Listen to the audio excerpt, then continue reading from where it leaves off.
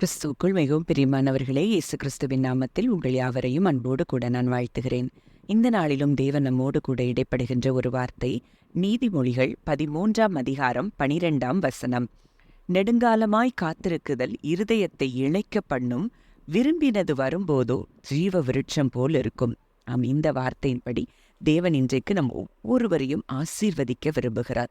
அப்போ நம்ம நெடுங்காலமாய் காத்து கொண்டிருக்கிறோம். நம்முடைய ட்ரீம்ஸ், நம்முடைய எக்ஸ்பெக்டேஷன்ஸ், இது எல்லாமே டிலே ஆகும்போது நம்ம உள்ளத்துல மிகவும் சோர்வுகள் காணப்படுகிறது, ஒரு டிஸ்கரேஜ்மெண்ட்டுக்குள்ள நம்ம தள்ளப்படுகிறத நம்ம பார்க்கிறோம். ஆனால் இன்றைக்கு தேவன் நமக்கு வாக்கு கொடுக்கிறது என்னன்னா, ஜீவ விருட்சத்தை நெடுங்காலம் காத்து கொண்டிருந்த இந்த ஜீவ விருட்சம் போன்ற அந்த காரியங்களை இன்றைக்கு நமக்கு அவர் என்ன செய்ய போகிறாராம், தரப்போகிறாராம் என்று சொல்லி அவர் வாக்கு கொடுக்கிறார். அப்போ இன்றைக்கு ஒருவேளை பல சூழ்நிலைகள், உங்களுக்கு தரிசனங்கள் இருக்கலாம், உங்களை குறித்த அழைப்பு உங்களுக்கு தெரிந்திருக்கலாம், உங்க மேல நீங்க அபிஷேகிக்கப்பட்டிருக்கலாம்.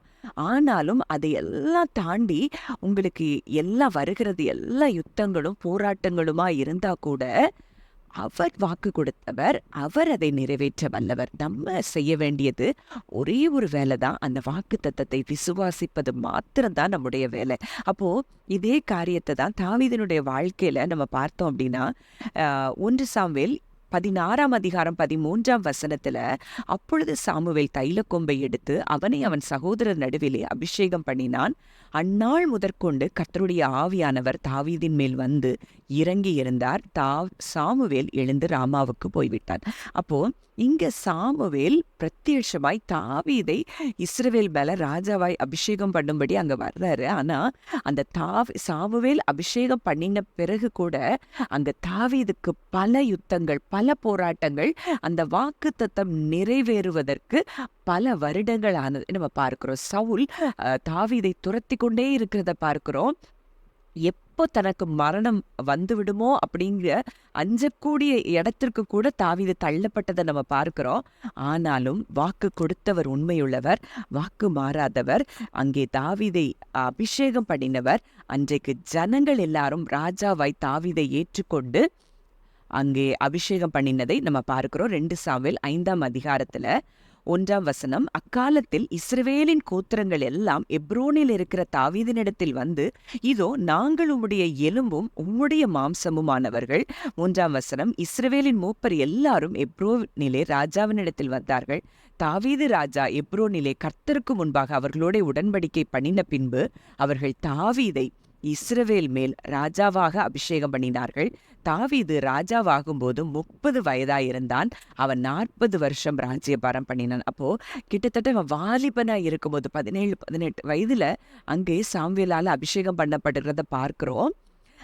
ஆனா அங்க எத்தனை வருடங்கள் அந்த அபிஷேகத்தின் அந்த நிறைவேறுதலுக்குள்ள அங்க எத்தனை கால தாமதங்கள் நடந்ததை நம்ம பார்க்கிறோம். அப்போ நெடுங்காலம் தாவீதும் கூட அந்த இடத்துல காத்து கொண்டிருந்ததை பார்க்கிறோம்.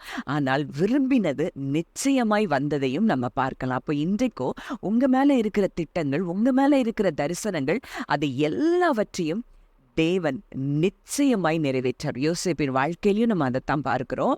அதே போல இங்க நம்ம ஆபிரகாமுக்கு தேவன் வாக்கு கொடுக்கிறார்.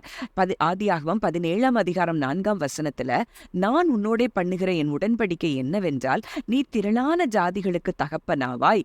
இனி உன் பேர் ஆபிராம் எனப்படாமல் நான் உன்னை திரளான ஜாதிகளுக்கு தகப்பனாக ஏற்படுத்தினபடியினால் உன் பேர் ஆபிரகாம் எனப்படும் அப்படின்னு சொல்லி பேரை கூட மாற்றுகிறார்.